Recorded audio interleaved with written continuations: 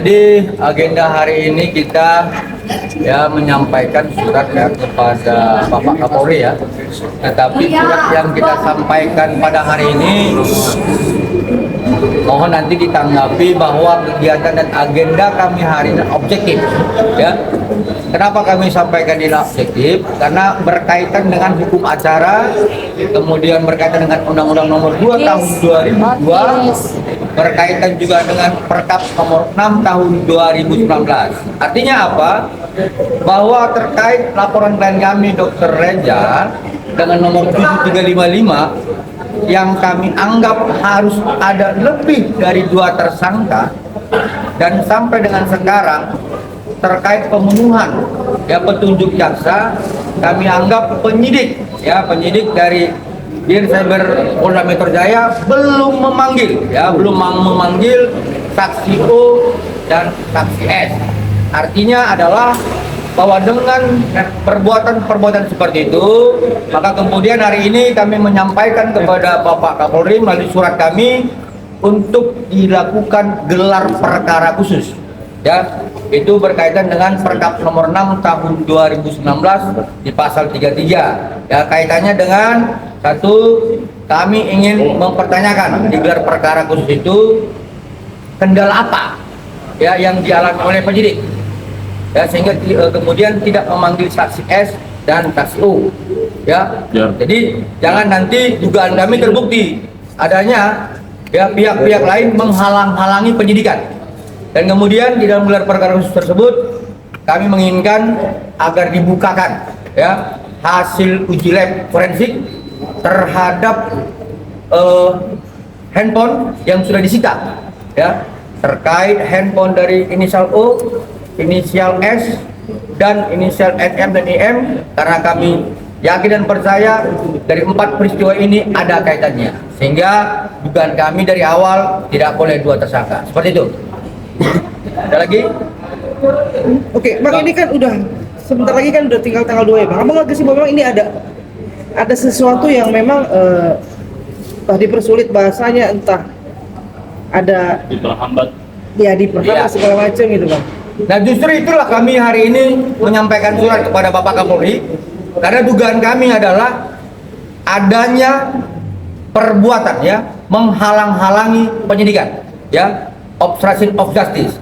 Artinya dari awal kami sudah sampaikan bahwa inisial O dan inisial S ini harus dipanggil kembali untuk dimintai keterangan terkait pengaduan klien kami tertanggal 1 Desember 2024 dan laporan polisi klien kami tertanggal 3 Desember 2024. Tetapi saksi inisial O ini dan inisial S belum dipanggil sampai dengan sekarang. Maka kemudian kami menginginkan adanya gelar perkara khusus untuk kita buka apakah memang dugaan kami adanya penghalang-halangan penyidikan benar atau tidak, seperti itu. Bapak, ini katanya RI sudah menggandeng para pengusaha skincare yang pernah diperas oleh NM untuk bersatu nih, Pak. Seperti itu atau seperti apa, Pak? Kalau dikatakan menggandeng bukan ya, tetapi fakta hukumnya adalah bahwa bukan hanya klien kami saja yang menjadi korban terhadap dugaan peristiwa tindak pidana yang seperti dilaporkan klien kami. Sehingga kemudian ketika klien kami melaporkan dugaan tindak pidana terhadap NM, IM, dan inisial O, lalu beberapa brand owner yang lain datang dengan sukarela mendukung, seperti itu. Yang lain? Pak, kalau dari Dokter S kan selalu bilang gak usah lah maksa-maksa orang gak bisa jadi tersangka, kok dijadiin tersangka, maksa banget sih, ngabut banget sih, gimana tuh Bang Tanggal, Bang? Nantangin nih, Bang. Jadi sebenarnya begini, kalau soal itu ya saya serahkan jawabannya kepada sejawatnya ya, Dr. Andreas ya. Karena kan Dr. Andreas juga sudah mentersangkain dia di Polda Medan dan juga sudah perkara khusus ya. Itu. Support dari Sabar dulu, Bos. Nggak, saya nggak mungkin tersangka di masa ini.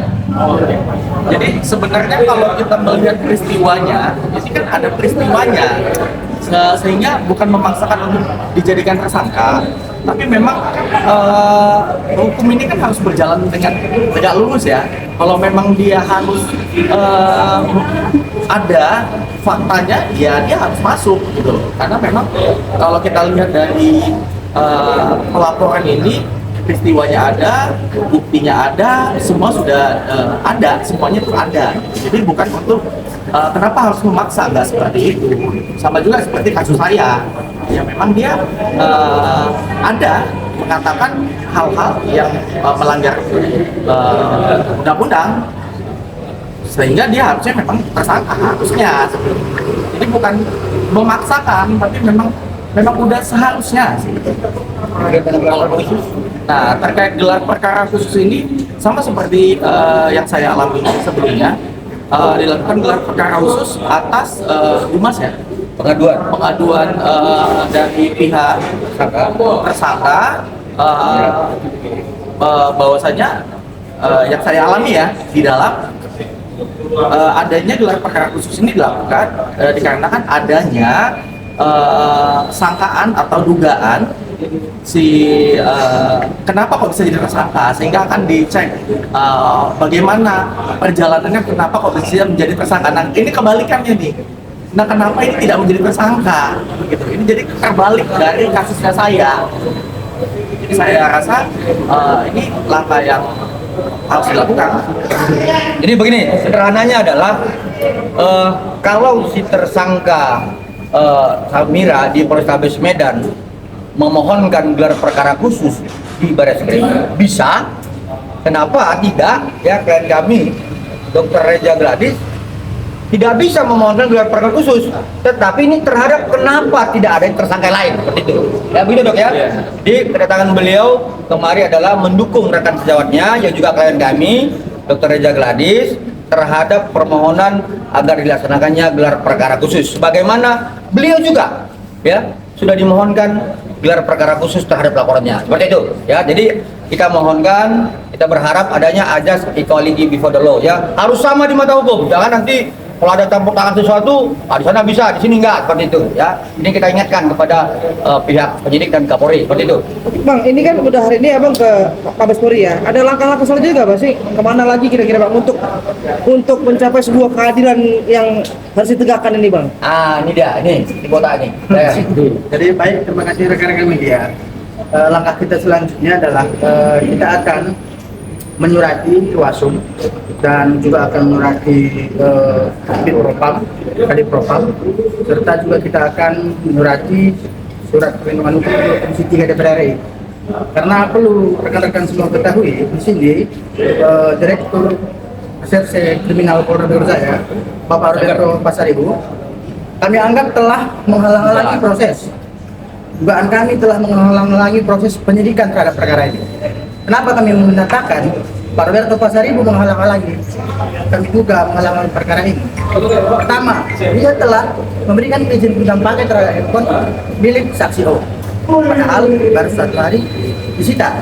Selanjutnya, berdasarkan peristiwa hukum tanggal 14 kemarin terkait pihak tambahan, semua pertanyaan itu mengarah ke saksi O dan saksi S. Maka seharusnya sebelum berkas itu dikembalikan kepada kejaksaan, Pak Roberto Pasaribu selaku pimpinan penyidik dalam perkara ini mengambil keterangan tambahan dari saksi O dan saksi S. Baru setelah itu dikembalikan berkas pada kejaksaan atau penuntut. Tapi faktanya kita lihat tidak ada panggilan tersebut, tidak ada keterangan tambahan tersebut. Tapi berkas sudah dikembalikan kepada penuntut umum. Maka dari itu kami akan melaporkan ini ke Propam, melaporkan ke Irwasum dan meminta rapat dengan pendapat ke Komisi 3 DPR RI. Serta perlu juga kami tegaskan kepada seluruh rekan-rekan media bahwa kehadiran kami hari ini adalah memohonkan akan dibuatkan gelar perkara khusus. Kami akan memintakan nanti di dalam acara gelar tentang petunjuk P19 apa yang kemarin diberikan penuntut umum yang tidak dipenuhi oleh pihak kepolisian. Itu nanti akan yang kami rencanakan untuk ke depan. Oke, ada lagi? Ya, tutup. Oke. Mungkin update sedikit tuh Bang. Apa itu? Kalau yang Agung dilaporkan terkait proyek tadi Bang.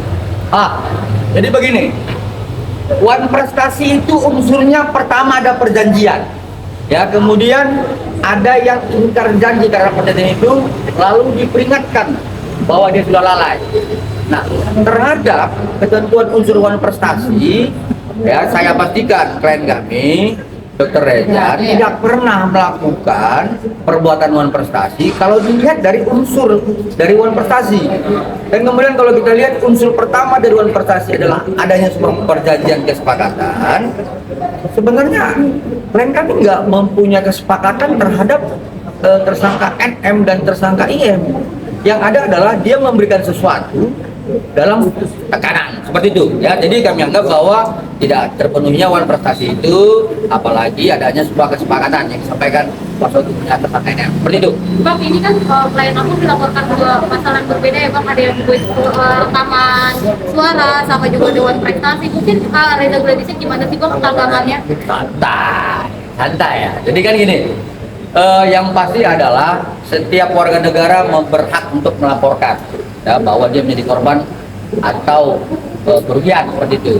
Tetapi kita juga kan melihat apakah unsur itu dapat terpenuhi atau tidak. Tetapi secara hukum normatif ya, saya itu disampaikan kepada rekan media. Saya salah satu penganut hukum Henk Kelsen ya, hukum positif ya. Kalau saya tidak lihat ada unsurnya yang terpenuhi, saya tidak khawatir. Dan klien kami juga tidak khawatir. Karena peristiwa-peristiwa ini bukan seperti yang dituduhkan oleh si tersangka NM tadi ya. Seperti itu. Mungkin sudah ada panggilan belum sih Bang terkait laporan yang rekaman suara itu kan udah lebih dulu diajukan ya Bang di Polda Metro Jaya. Sampai sekarang kan kami belum memberitahu kepada kami sudah adanya panggilan belum. Berarti menurut abang laporannya ini nggak ada unsur-unsur buat klien abang gitu bang ya? Nggak ada unsur-unsur? Nggak didasari hukum ya Bang? Yang pasti kalau kita dalam hukum pidana kita harus melihat ya unsurnya itu ada atau tidak ada, lemah atau kuat seperti itu. Tapi kan biasa juga unsur itu yang lemah dikuat-kuatin, yang nggak ada dia dadain, biasa seperti itu. Makanya kemudian tentang persoalan itu nanti akan diperdebatkan dalam persidangan. Tapi kalau kita melihat tetap unsur itu nggak ada, itu lemah seperti itu. Untuk Dr. Reza Gladisnya sendiri udah siap kan kalau misalkan ada pemanggilan, ada pemeriksaan dan lain-lain? Sudah siap ya, klien kita sangat siap untuk menghadapi apapun yang dituduhkan kepada dia. Lagi?